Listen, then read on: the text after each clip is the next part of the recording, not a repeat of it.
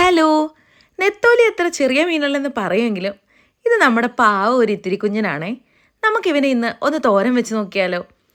ബാക്കിയുള്ളിടത്ത് ഇതിന് പല പല പേരുകളിൽ അറിയപ്പെടും കേട്ടോ. മീൻ പീര വറ്റിച്ചത് അങ്ങനെ എന്തൊക്കെയോ കേട്ടിട്ടുണ്ട്. അപ്പം നമുക്കിവനെ ഒന്ന് തോരൻ വെച്ചേക്കാം. എളുപ്പമാട്ടോ ഇത് വെക്കാൻ വേണ്ടിയിട്ട്. പക്ഷേ ഇവനെ ക്ലീൻ ചെയ്തെടുക്കാൻ നല്ല ബുദ്ധിമുട്ടാണ്. ഇത്തിരി കുഞ്ഞനായതുകൊണ്ട് തന്നെ കേട്ടോ ആ ഒരു പാട്. അപ്പം നമുക്ക് ഇതിൻ്റെ പ്രിപ്പറേഷനിലോട്ട് പോയാലോ? ഫസ്റ്റ് ആദ്യം തന്നെ നമ്മൾ ഇതിലോട്ട് കുറച്ച് സവാള അരിഞ്ഞതും അതിൻ്റെ കൂടെ കുറച്ച് പച്ചമുളകും കൊത്തി അരിഞ്ഞ ഇഞ്ചിയും പിന്നെ നമ്മുടെ കുടംപുളിയൊക്കെ ഇട്ടിട്ട് വെക്കുന്നുണ്ടേ.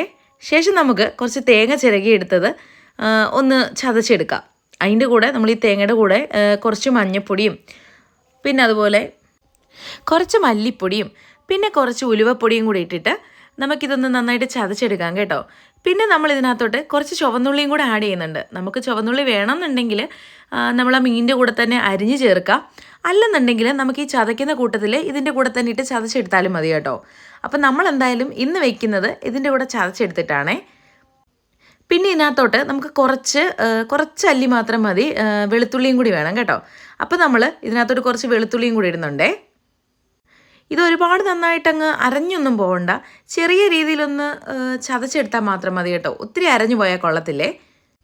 സത്യം പറഞ്ഞാൽ ഈ തോരൻ വെക്കുമ്പോഴേ മീനെക്കാട്ടി ടേസ്റ്റ് വരുന്നത് ഈ പീരയ്ക്കാട്ടോ. അതായത് നമ്മൾ ഈ ചതച്ചെടുക്കുന്ന തേങ്ങ ഇതിനകത്ത് കിടന്ന് വെന്ത് കഴിയുമ്പോൾ ഉള്ള ടേസ്റ്റ് ആട്ടോ ഏറ്റവും അടിപൊളി. എനിക്ക് ശരിക്കും ഈ മീൻ തോരൻ കഴിക്കുമ്പം മീനെക്കാട്ടി കൂടുതൽ ഇഷ്ടം ഈ ഒരു തേങ്ങയുടെ ആ ഒരു ഇതെടുത്ത് കഴിക്കാൻ വേണ്ടിയിട്ടാട്ടോ. നല്ല ടേസ്റ്റാണേ.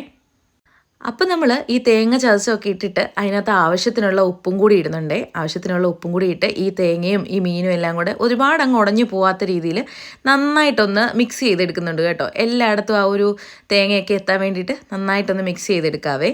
എന്നിട്ട് നമുക്ക് അതിനകത്തോട്ട് ആവശ്യത്തിന് മാത്രം കുറച്ച് മതി, കാരണം ഈ മീൻ വേഗുന്ന ഒരു സൈസ് മീനാണേ.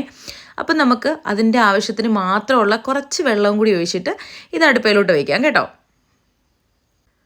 അപ്പോൾ ഇത് നമ്മൾ അടുപ്പയിലോട്ട് വെച്ചിട്ടുണ്ടേ. കുറച്ചുകൂടി കഴിയുമ്പോൾ ഒരു തിളയൊക്കെ വന്ന് കഴിയുമ്പോൾ നമുക്കൊന്ന് തുറന്ന് നോക്കാവേ. നമുക്ക് അതുവരെ ഒന്ന് അടച്ച് വെച്ച് വേവിക്കാം കേട്ടോ. സത്യം പറഞ്ഞാൽ ഈ അടച്ച് വെച്ചതിന് ശേഷമാണ് ഞാൻ ഓർത്തത് ഇതിനകത്തോട്ട് നമ്മൾ കറിവേപ്പില ഇട്ടിട്ടില്ലായിരുന്നു കേട്ടോ. അപ്പം ഞാൻ പിന്നെ പെട്ടെന്ന് കുറച്ച് കറിവേപ്പില എടുത്തുകൊണ്ട് വന്നിട്ട് അതിലോട്ട് ആഡ് ചെയ്തിട്ടുണ്ടേ. അപ്പം നന്നായിട്ട് ഞെരടി കേട്ടോ കറിവേപ്പില ഞാൻ ഇട്ട് കൊടുത്തത്, ആ ഒരു ഫ്ലേവറൊക്കെ ഒന്ന് ഇറങ്ങാൻ വേണ്ടിയിട്ട്. അപ്പോഴത്തേക്കും നമ്മുടെ മീനിൻ്റെ ആ ഒഴിച്ച വെള്ളമൊക്കെ നന്നായിട്ട് തിളച്ച് വരുന്നുണ്ടായിരുന്നു കേട്ടോ. അത് കഴിഞ്ഞപ്പോഴത്തേക്കും നമ്മുടെ വെള്ളമൊക്കെ പറ്റിയിട്ട് നമ്മുടെ മീൻ തോരൻ റെഡി ആയിട്ടുണ്ട്. അപ്പം നമ്മൾ അത് ഇറക്കുന്നതിന് മുമ്പ് കുറച്ച് നല്ല പച്ച വെളിച്ചെണ്ണ അതിലോട്ട് ഒഴിച്ചു കൊടുക്കണം കേട്ടോ. എന്നാലേ അതിൻ്റെ ആ ഒരു കറക്റ്റ് ടേസ്റ്റ് അതിന് വരത്തുള്ളൂ. അപ്പോൾ നമ്മൾ ആ ഒരു പച്ച വെളിച്ചെണ്ണയൊക്കെ അതിലോട്ട് ഒഴിച്ചു കൊടുത്തിട്ടുണ്ട് കേട്ടോ. അപ്പം നമ്മുടെ ഇത്തിരി കുഞ്ഞിനെ വെച്ചുണ്ടാക്കിയ തോരൻ റെഡി ആയിട്ടുണ്ടേ. നമുക്കിനി വേറൊരു വീഡിയോയിൽ കാണാം കേട്ടോ. ബൈ.